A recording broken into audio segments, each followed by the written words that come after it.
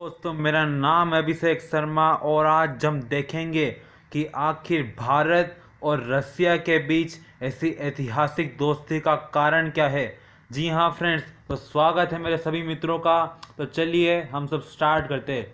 देखिए दोस्तों, ये सब चालू हुआ था कोल्ड वॉर से। जी हाँ, ये कहानी कोल्ड वॉर से चालू हुई थी। जी हाँ फ्रेंड्स, कोल्ड वॉर 1945 यानी कि 1945 से 1991 तक चली थी और उसमें एक तरफ था यूएसए और एक तरफ था यूएसएसआर यानी कि रसिया और बाकी के जो 15 देश थे। और बाद में कोल्ड वॉर 1991 में रसिया यानी कि यूएसएसआर 15 देशों में बंट गया, तब ख़त्म हुई। तरफ यूएसए बोल रहा था कि पूरी दुनिया पे मैं राज करूंगा यानी कि सब मेरी बात मानेंगे, और दूसरी तरफ रसिया बोल रहा था कि सब मेरी बात मानेंगे। देश आपस में डायरेक्टली नहीं लड़ रहे थे। ये मान लीजिए जो देश यूएसए को सपोर्ट कर रहा है, ये देखिए, जैसे मान लीजिए किसी देश ने यूएसए को सपोर्ट किया तो उसकी बैंड रसिया बजा देगा, और मान लीजिए किसी देश को रसिया ने सपोर्ट किया, मान लीजिए किसी देश ने रसिया को सपोर्ट किया तो बाद में वो यूएसए उसकी बैंड बजा देगा। ठीक है, तो पर इसी तरह से चल रहा था। दूसरी कंट्रीज़ को काफ़ी नुकसान हो रहा था। जैसे कि यहाँ पे एक कंट्री की बहुत ही बुरी हालत यहाँ पे यूएसए ने कर दी थी जब वो रसिया से यहाँ पे मिल गए थे। ठीक है, तो जैसे यहाँ पे ये हालत हुई थी सीरिया और इराक की, यहाँ पे यूएसए ने रिबेलियन पैदा कर दिया था तो काफ़ी प्रॉब्लम्स हो गई थी। अब आप पूछेंगे कि भारत कौन सी साइड में था, तो भारत उस समय जब बस आज़ादी के मोड़ पे आया ही था तब भारत के सामने बहुत ही बड़ी चुनौती आ गई थी। यदि मान लीजिए भारत रसिया का साथ देता तो यूएसए से दुश्मनी थी, और यूएसए का साथ देता तो रसिया से दुश्मनी थी। और हाल ही में भारत आज़ाद ही हुआ था, तब उसे वापस गुलामी के दौर में भी जाना पड़ सकता था। इसीलिए हमारे प्रधानमंत्री उस समय के जवाहरलाल नेहरू ने बोला कि हम दोनों साइड में नहीं जाएंगे। जवाहरलाल नेहरू ने नॉन अलाइजिंग मूवमेंट, जी हाँ फ्रेंड्स, नॉन अलाइजिंग मूवमेंट बनाया, और उसमें बाद में उन्होंने अपने साथ 3 कंट्रीज़ को और जोड़ा। उन्होंने अपने साथ में इंडोनेशिया को जोड़ा, और बाद में उन्होंने अपने साथ में इजिप्ट को जोड़ा, और बाद में युगोस्लाविया को अपने साथ में जोड़ा। तो बाद में ये नॉन अलाइजिंग मूवमेंट बन गया। ठीक है, और बाद में रसिया और यूएसए की वॉर तो चालू ही थी। जो रसिया के साइड में जा रहा था उसने यूएसए से दुश्मनी ले ली, और वैसे ही यदि जो यूएसए के साइड में जा रहा था वो रसिया से दुश्मनी ले रहा था। तो इसी तरह अब मान लीजिए रसिया यहाँ से यूएसए पे अटैक करना चाहता, तो ये देखिए, यहाँ से मान लीजिए रसिया घूम के जा ही नहीं सकता था क्योंकि ये पूरा बर्फ़ वाला एरिया है और यहाँ से नेवी नहीं जा सकती। और जब भी आपको लंबी यात्रा की लड़ाई लड़नी है तब आपको नेवी की ज़रूरत है। क्यों? क्योंकि यदि आपको बस एक छोटी सी एयर स्ट्राइक करनी है तब एयरफोर्स काम में आती है, पर आपको जब लंबी यात्रा पे जाना है तब नेवी काम में आती है। और नेवी के जहाज़ इतने बड़े होते हैं कि उस पर एयरफोर्स के जो भी विमान होते हैं वो भी आ जाते हैं। आप अपनी डेस्टिनेशन पे पहुंचिए, वहाँ से विमान छोड़ दीजिए और बाद में लड़ाई शुरू कीजिए। और आर्मी भी यहाँ पे नेवी से जा सकती है। इसीलिए यहाँ पे तो पूरी बर्फ़बारी थी, इसीलिए रसिया यहाँ से नहीं जा सकता था। पर बाद में रसिया ने सोचा कि हम यहाँ से होके कुछ यहाँ से चले जाएंगे। तब बाद में यहाँ पे यूएसए ने सोचा कि अब रसिया को यहाँ से रोकने के लिए कुछ करना होगा। तो बाद में यूएसए ने क्या किया, यूएसए ने सोचा श्रीलंका को पकड़ा जाए। ठीक है, श्रीलंका को पकड़ा जाए। और श्रीलंका, आपको बता दूं, उस लड़ाई में यूएसए के साथ था यानी कि फर्स्ट देश में।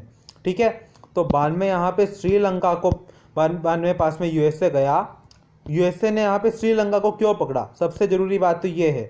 ठीक है, अब मान लीजिए कि रसिया यहाँ से होकर जाता है। ठीक है, तो बाद में यूएसए ने सोचा कि हम रसिया पे यहाँ से कुछ नज़र रखेंगे। ठीक है, हम यहाँ पे रसिया पे नज़र रखेंगे यहाँ से, और बाद में यहाँ से रसिया गया, हम यहाँ पे तैयार खड़े रहेंगे, और मान लीजिए रसिया यहाँ आते ही रसिया को पूरी तरह से घेर के बाद में मारेंगे। ठीक है, तो बाद में रसिया भी अब परेशान हो गया कि अब क्या किया जाए। ठीक है, बाद में यूएसए श्रीलंका के पास गया, बोला कि भाई हम आपके यहाँ पे पूरा इन्वेस्टमेंट करेंगे, पूरी तरह से खर्चा किया, अलग अलग इंफ्रास्ट्रक्चर वहाँ पे डेवलपमेंट किया। श्रीलंका काफ़ी खुश हो गया कि भाई यूएसए जैसा अमीर देश हमारे साथ आ गया है तो हमारी तो इज्जत बढ़ गई। पर उससे क्या पता था, हमें खर्चा करने के बाद में यहाँ पे श्रीलंका को यूएसए ने कहा भाई श्रीलंका यहाँ पे तुम्हारा हम्बन टोटा जो है ना पोर्ट वो हमें दे दो, ठीक है, कुछ यहाँ पे हम्बन टोटा है निचले भाग में। तो बाद में श्रीलंका ने कहा हाँ हाँ हाँ आप ले लीजिए। बाद में यहाँ पे श्रीलंका को यहाँ पे क्या कहा यूएसए ने कि हम यहाँ पे अलग अलग डेवलपमेंट करेंगे, इंफ्रास्ट्रक्चर बनाएंगे और बाद में अलग अलग स्टेशन से यहाँ पे तैयार करेंगे, ठीक है। तो बाद में श्रीलंका के लिए यहाँ पे पूरा तैयार हो गया था कि मान लीजिए यहाँ से रसिया घूम के आया, ठीक है, तो रसिया के आते ही यूएसए यहाँ से तैयार है, यहाँ से यूएसए तैयार है और यहाँ पे खड़ा होकर रसिया के लिए पूरी तरह से रसिया की बैंड बजा देगा। अब रसिया इससे परेशान हो गया। बाद में रसिया ने भारत से मदद मांगी कि भारत आप हमारी मदद कर दीजिए, हम आपका एहसान पूरी ज़िंदगी बनी भूलेंगे। तो बाद में भारत ने यहाँ पे कुछ लंबा सोचा कि चलो भाई अब कुछ तो किया जाए, क्योंकि भारत अंदर ही अंदर रसिया के साथ था, पर वो दुनिया को ये दिखा रहा था कि वो किसी भी साइड में नहीं है, मतलब वो नॉन अलाइजिंग मूवमेंट में, क्योंकि भारत को यहाँ पे यूएसए के अटैक का डर था। तो बाद में भारत ने कहा चलो ठीक है हम कुछ देखते हैं। तो बाद में यहाँ पे देखिए श्रीलंका में मैं आपको दिखाता हूँ, ये देखिए ये श्रीलंका का मैप है और बाद में यहाँ पे ये देखिए ये श्रीलंका का ये जो पार्ट है, ये जो ऊपरी पार्ट, ये पूरे तमिलनाडु मतलब तमिल पूरी मेजोरिटी से भरा हुआ है, ठीक है। तो बाद में यहाँ पे एक विद्रोही संगठन था जिसका नाम था LTTE, Liberation Tiger of Tamil Eelam, जी हाँ फ्रेंड्स, और इसके लीडर का नाम था प्रभाकरन। तो बाद में भारत ने प्रभाकरन को कहा कि भाई तुम तमिल वाले हो तो तुम अपना अलग देश क्यों नहीं मांगती इन लोगों से। मतलब यहाँ पे बाद में भारत ने कहा हम तुम्हारे साथ में हैं, ठीक है। तो बाद में यहाँ पे तमिल को पूरा जोश आ गया यहाँ पे प्रभाकरन को कि अब कुछ किया जाए। और बाद में लिट्टे एक ऐसा संगठन था जिसके पास ऐसा पहला विरोधी संगठन था जिसके पास अपना खुद का एयरफोर्स था। जी हाँ फ्रेंड्स, लिट्टे के पास अपना खुद का एयरफोर्स था, तो आप देख सकते हैं वो कितना डेवलप्ड होगा।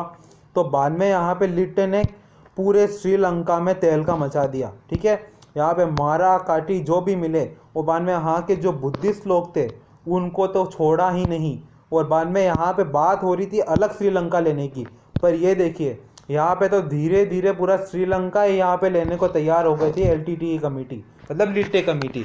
बाद में यहाँ पे श्रीलंका पूरी तरह से समझ गया कि ये सब अमेरिका को हम्बन टोटा बंदरगाह देने से हो रहा है, ठीक है। तो बाद में यहाँ पे श्रीलंका ने भारत से मदद मांगी कि आप जो कहेंगे हम वो करेंगे, पर आप हमारी सहायता कीजिए। तो भारत ने कहा सबसे पहले श्रीलंका, बाद में यूएसए को यहाँ से निकालो। तो श्रीलंका ने कहा चलो ठीक है, बाद में यूएसए वहाँ से चला गया। बाद में भारत के प्रधानमंत्री उस समय राजीव गांधी जी थे, ठीक है। तो भारत में राजीव गांधी जी ने क्या किया, राजीव गांधी जी ने यहाँ से भेजी आर्मी और बाद में पूरी लिट्टे कम्युनिटी को साफ कर दिया। जी हाँ फ्रेंड्स, और बाद में प्रभाकरन ने बोला कि ये क्या कर दिया हमारे साथ तो गेम खेल लिया भारत ने और हमें पता ही नहीं चला। पर बाद में भारत तो अपना काम कर ही चुका था और इसी से बस रसिया भारत का एहसान कभी नहीं भूलता। और बाद में रसिया ने कह दिया आपको जब भी हमारी ज़रूरत हो हम आपके साथ में हैं। इसीलिए भारत ने यहाँ पे यूक्रेन और रसिया के युद्ध में भी किसी का साथ नहीं दिया। इंटरनेशनल रिलेशन में कोई किसी का नहीं होता, पर भारत ने कहा हम दोनों ही साइड में नहीं जाएंगे, ठीक है। और बाद में यहाँ पे मैं आपको आगे के बारे में बताता हूँ, बाद में आगे क्या हुआ। बाद में श्रीलंका को भी हल्का हल्का समझ में आ गया कि ये सब भारत का ही कारनामा था कि यहाँ से यूएसए को निकालो, और ये लिट्टे को भी भारत ने ही भड़काया था। बाद में प्रभाकरन को भी गुस्सा आ चुका था राजीव गांधी पे। बाद में यहाँ पे क्या किया, राजीव गांधी ने यहाँ पे, जब राजीव गांधी मद्रास गए हुए थे तब उनको बॉम्ब से यहाँ पे लिट्टे कम्युनिटी ने उड़वा दिया। जी हाँ फ्रेंड्स, उन्होंने नलिनी नाम की एक महिला को वहाँ पे भेजा। बाद में वो पैर छूने के बहाने जब पास में गई और वहाँ पे बॉम्ब धमाके में भारत को इससे बहुत बड़ा खामियाजा मिला कि हमें हमारा प्रधानमंत्री गंवाना पड़ा, ठीक है। बाद में यूएसए को भी समझ में आ गया कि ये सब पूरा भारत का कारनामा था। तो बाद में यूएसए ने कहा भारत अब हम तुम्हें भी नहीं छोड़ेंगे, ठीक है। तो बाद में यहाँ पे यूएसए ने क्या किया, यूएसए बाद में गया नेपाल के पास, कहा भाई नेपाल कैसे हो। बाद में यहाँ पे नेपाल के ऊपर खूब खर्चा किया, खूब इंफ्रास्ट्रक्चर बनाया, और नेपाल ने कहा हमारी तो पूरी इंटरनेशनल बाद में स्तर पे पूरी इज्जत बढ़ चुकी है। पर नेपाल को कहा पता था यूएसए उसका यूज़ करने जा रहा है। बाद में यहाँ पे यूएसए ने प्लान किया था कि यहाँ पे ये तो नेपाल है ही, और चाइना से भी पूरी दुश्मनी चल रही थी। चाइना है, यानी यहाँ पे भारत है, और ये सब पूरा उस टाइम पर रसिया यूएसएसआर का पार्ट था। तो कहा रसिया तो कितना ही दूर बचा है, तीनों को साथ में मारेंगे। तो बाद में अब यहाँ पे चाइना को गुस्सा है कि हमें मारोगे। तो चाइना में उस टाइम पे माओ का राज था, ठीक है। तो माओ ने क्या किया, माओ ने यहाँ पे कुछ रिबेलियस लोग नेपाल में छोड़ दिए, ठीक है। यहाँ पे माओ ने कुछ लोग छोड़ दिए, और फिर बाद में उन लोगों ने वहाँ पे नेपाल के लोगों को बहुत मारा बिना कोई गिनती के। उन्होंने कहा राजा का शासन हटाओ। उस टाइम पे नेपाल में बहुत से मतलब लोगों को मारा गया, और उस टाइम पे राजा का शासन था। तो बाद में नेपाल तो 6-7 साल इस माओवादी लड़ाई में उलझा रह गया। यूएसए ने कहा भाई हम हमारा यहाँ पे पोर्ट बना ले, आपसे यही पूछ रहे थे। तो नेपाल ने कहा छोड़ो यार, बाद में बात करेंगे। बाद में चाइना के प्रेशर पे आके बाद में यहाँ पे नेपाल ने यूएसए को वापस यहाँ से निकाल दिया, ठीक है। तो बाद में यहाँ पे वापस यहाँ पे भारत, चाइना और यूएसएसआर यानी कि रसिया, ये तीनों बच गए, ठीक है।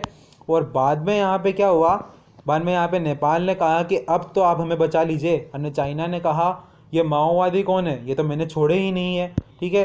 इसी तरह से फ्रेंड्स ये कोल्ड वॉर का आगाज़ और अंजाम हुआ, ठीक है। और लास्ट में रिजल्ट ये निकला कि रसिया 15 मतलब यूएसएसआर 15 भागों में बांटा गया, ठीक है।